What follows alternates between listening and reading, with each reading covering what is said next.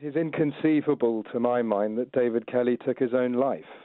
I do not go any further than that because I don't believe that it is, without any evidence. I don't believe there's any use in my advancing a personal theory, and I can underscore that possibly sort of fence-sitting statement by saying it's vital that everyone listening and everyone who reads this book, remembers David Kelly was denied a coroner's inquest.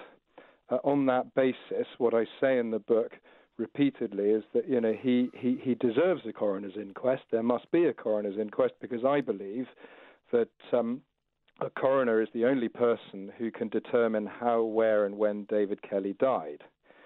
So, as I say, I conclude that he didn't take his own life in the manner officially found by Lord Hutton, who chaired a public inquiry into his death, which replaced the coroner's inquest, but that a coroner must be given an opportunity to determine, the sort of final result, as it were. Before we go further, kindly describe the difference between the Hutton inquiry and its powers and its duties and a coroner's inquest.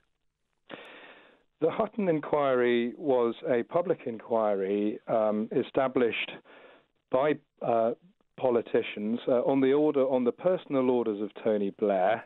It was constructed by Lord Falconer, who at the time was Secretary of State for Constitutional Affairs. And very simply, none of the witnesses who appeared at the Hutton inquiry gave evidence under oath. David Kelly's body was found officially at about 9:15 on a Friday morning, the 18th of July, 2003, in a wood in Oxfordshire. At that time, Tony Blair was on a 14-hour flight between Washington, D.C. and Tokyo when the body was found. Blair has made it clear that during that journey, he was woken by an official and told that David Kelly's body had been found, and it was a case of, quote, suspected suicide. And Blair immediately instructed Lord Falconer, as I've said, the then Lord Chancellor. His former flatmate. His former flatmate, immediately instructed him to set up a public inquiry.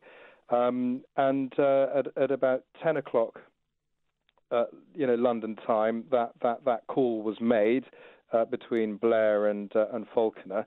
And at midday, less than 3 hours after Dr. Kelly's body was found, therefore, Hutton was appointed as chairman.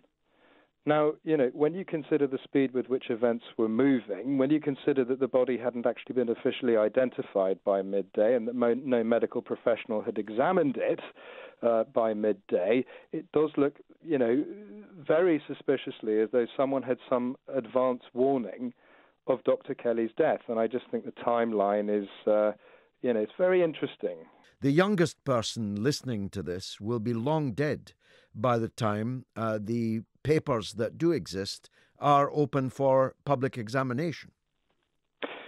Yeah, that's right. Lord Hutton, I discovered in 2010, thanks to the accidental revelation of a local government official.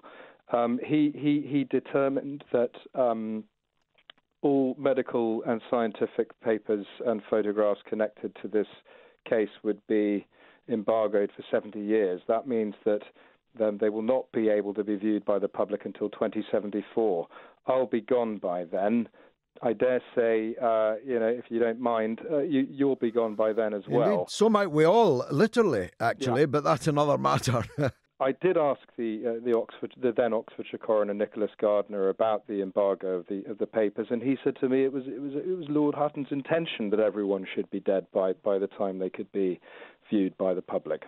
Dr. Kelly's view was that there were no weapons of mass destruction to be found in Iraq. Certainly, he had not been able to locate them. Nobody else had been able to locate them. He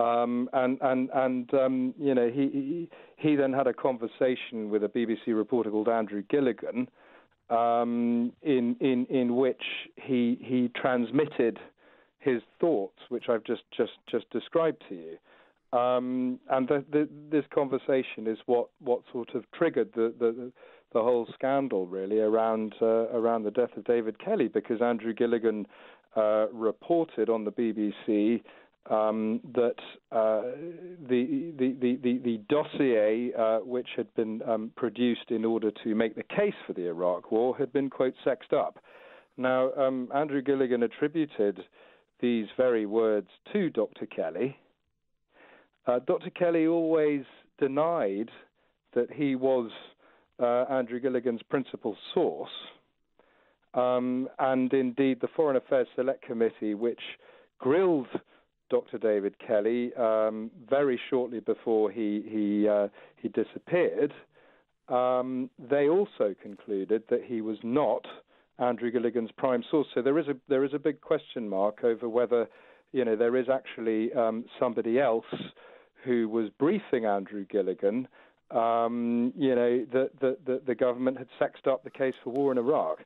Dr. Kelly didn't think it was him, but certainly somebody, did convince Andrew Gilligan that this whole case had been exaggerated.